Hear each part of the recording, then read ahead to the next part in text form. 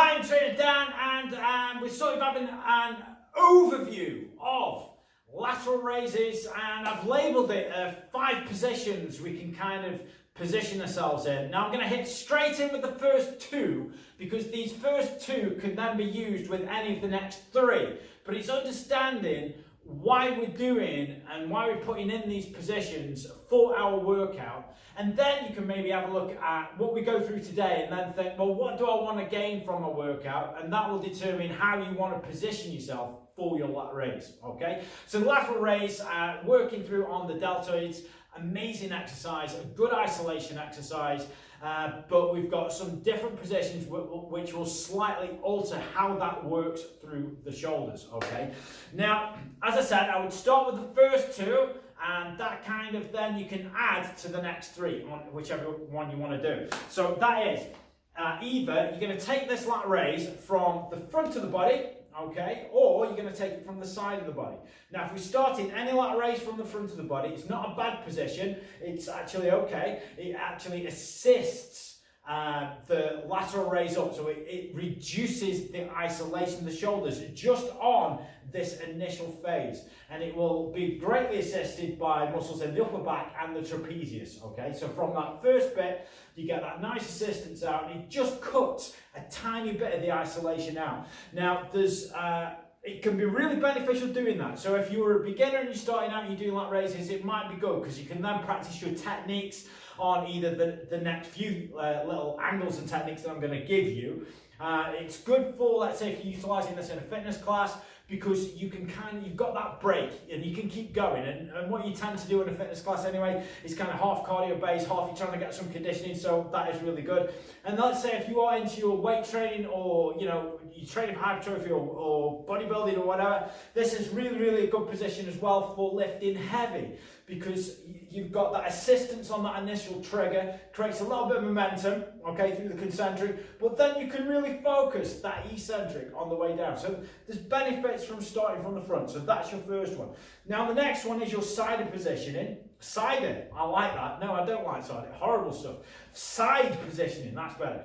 From your side, you're isolating greater. Now, it's harder to get you start up because we're just straight into the deltoid straight away, okay? And it's probably better for if you're doing shaping and, again, hypertrophy bodybuilding. This is kind of the position you would be going for.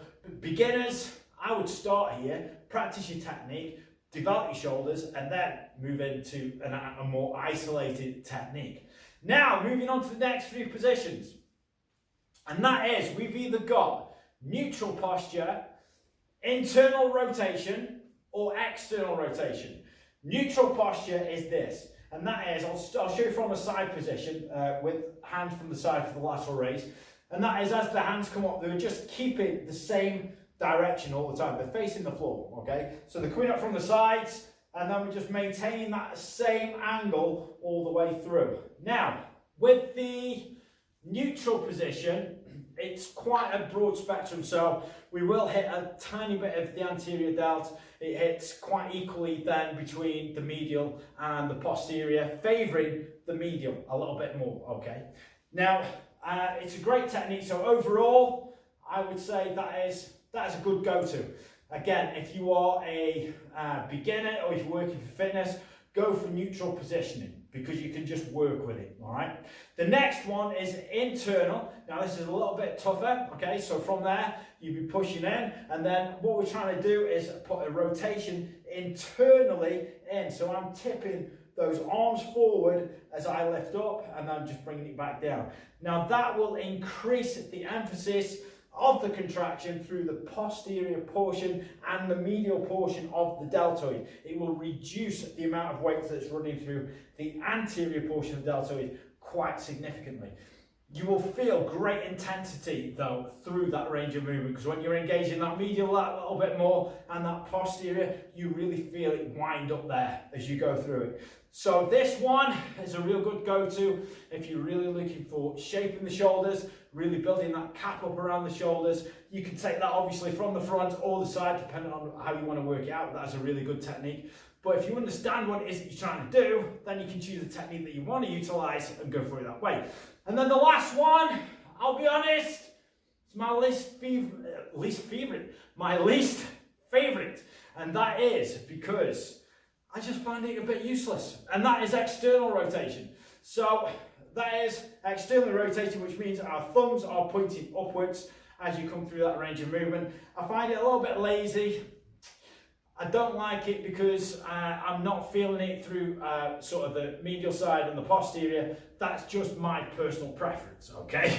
It will just really emphasize all that work really through the anterior portion, and you'll reduce the work through the medial and the posterior portion of the shoulder.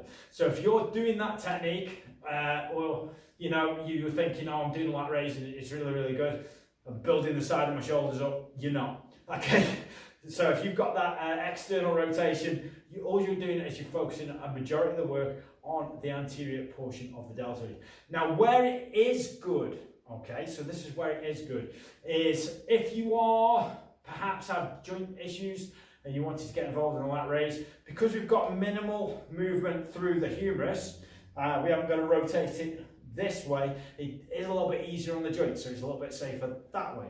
So that's a bonus. So we've got those positions. We're either taking it from the front, which is good because it means we've got a little bit of resistance and we can kind of lift heavier. It's good for beginners. It's good for fitness classes. We've got the side, which greater isolates the muscle group. So if you're looking to really tighten up on shaping and conditioning that way, this is a good go-to. If you are then going to want to go for neutral posture, okay, which is the good all-round, okay? The neutral hand position is probably the go-to. That is good. And then you've got your internal rotation, and then you've got your external rotation, which again, I don't like as much, but you guys may like it. And that is your 5 positions of the lateral raise.